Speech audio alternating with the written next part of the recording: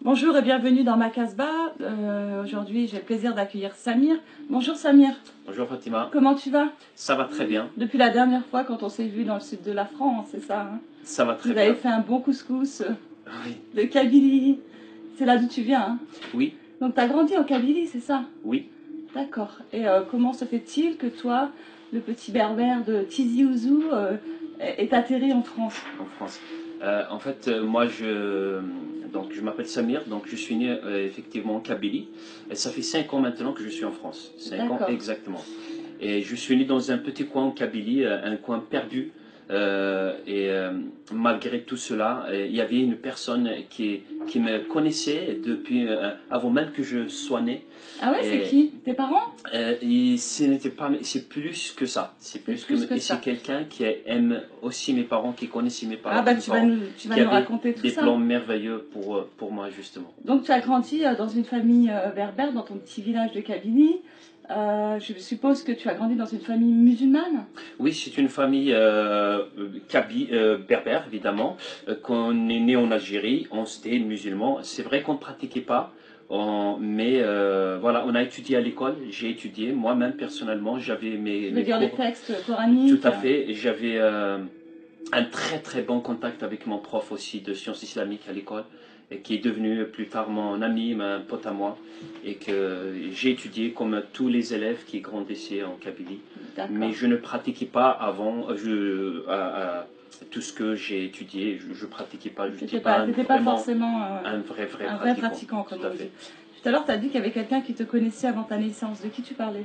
En fait, je ne savais pas tout ça avant. Ouais. Je pensais que je suis né sur Terre. Le but, c'est qu'il faut que je me débrouille pour vivre. Et quand je suis grandi, donc mon but, c'était d'aider mes parents pour avoir un peu d'argent. Je suis le fils aîné et j'ai 7 frères. 7 frères et sœurs. Vous êtes pas 7 frères et sœurs. Donc j'ai 3 sœurs et 3 autres frères. Moi, c'est le 7e. Plus mes parents, donc il n'y avait que mon père qui travaillait. Et mon but dans ma vie, c'était d'aider mon père. En plus, nous, dans notre culture, le fils aîné, il a beaucoup de responsabilités. Il a beaucoup d'importance et de responsabilités. Et le second papa. Tout à fait.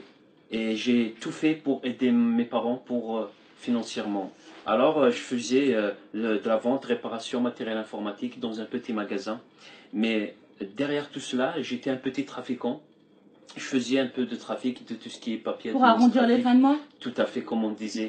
Et surtout pour aider mes parents. Mais ce que je pensais que c'est quelque chose de bien. Et je faisais même des CD, des choses qui sont très très mauvaises. Les CD, tu faisais des copies, tout à fait, des copies, exactement. Mais même des films qui sont pas bons, tout ça. Mais pour moi, je disais, si je peux ramasser un peu d'argent, je le ferai pour subvenir aux besoins de ma famille. Et donc j'ai eu un parcours comme ça. Et finalement, tout ce que je faisais, c'était pas du tout bon. Mais je ne savais pas qu'il y avait quelqu'un qui me surveillait.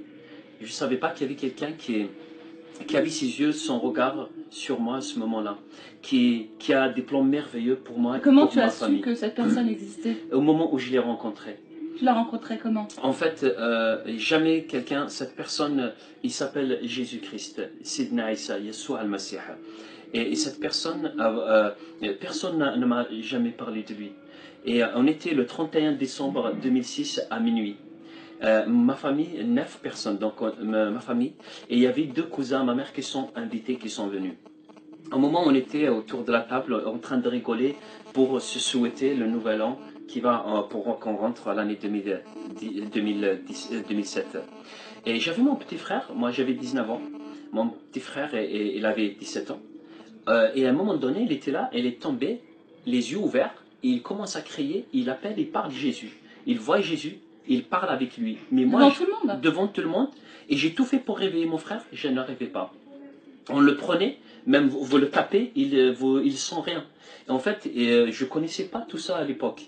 Et aujourd'hui, j'ai compris que c'était son esprit qui était parti. Mais je ne connaissais pas. Et donc, j'ai tout fait pour réveiller mon frère. Je n'arrivais pas. Il crie, il parle à haute voix. Il décrit Jésus. Waouh, regardez, il est là, Jésus. Qu'est-ce qu'il est beau. Il commence à parler de Jésus. Et ce qui nous a étonnés, je dis, mais arrête, mais c'est quoi? Jésus, c'est pas pour nous, c'est un prophète, c'est pour l'Europe. Mais il continuait. Et à un moment donné, il a commencé à dire des choses qui se sont passées dans le secret.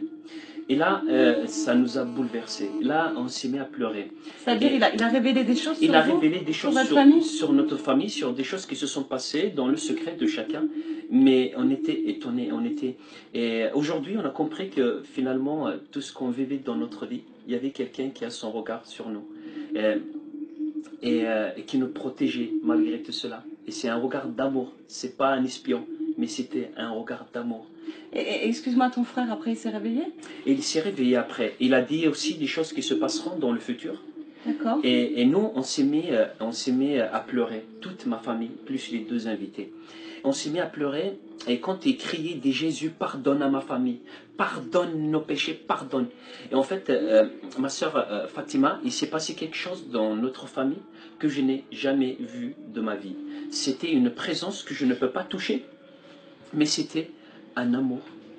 Je ne peux pas le décrire. Quand je regardais ma famille, mes parents, mes frères et sœurs, à ce moment-là, quand je les regardais, je les aimais pas parce que c'est de ma famille, mais je les aimais d'un amour extraordinaire. Donc ça communiquait l'amour entre vous. Exactement. Il y avait une présence, mais à cette époque, je ne connaissais pas tout ça. J'étais pas encore, je suis pas revenu encore à Dieu, et je ne connaissais pas tout ça. Mais il y avait un amour. Je ne peux pas le décrire. Je peux dire qu'il y avait quelqu'un, mais je ne peux pas le toucher, mais je le sentais. Wow. Et ça, c'était vraiment Dieu qui est venu nous visiter. Et nos cœurs, ils étaient repentis. On s'est vraiment senti qu'on était à côté de la plaque. Et à partir de ce jour-là, les 11 personnes sont devenues chrétiennes. Et on a accepté toute Jésus. La famille, les parents, les frères, les cousins, les invités. Et je bénis Dieu. C'est pas que on n'a pas dit seulement oui Jésus, tu es bon et il n'y a pas de souci, on est ok. On a dit oui, si Jésus on t'aime, tu es bon, mais on veut te servir. Vous avez tous accepté Jésus. Comment ça s'est fait en fait pour vous après ce qu'on appelle nous grandir spirituellement, c'est-à-dire de rencontrer d'autres personnes pour vous accompagner, parce que j'imagine que quand on vit une telle expérience, on a envie d'en savoir plus.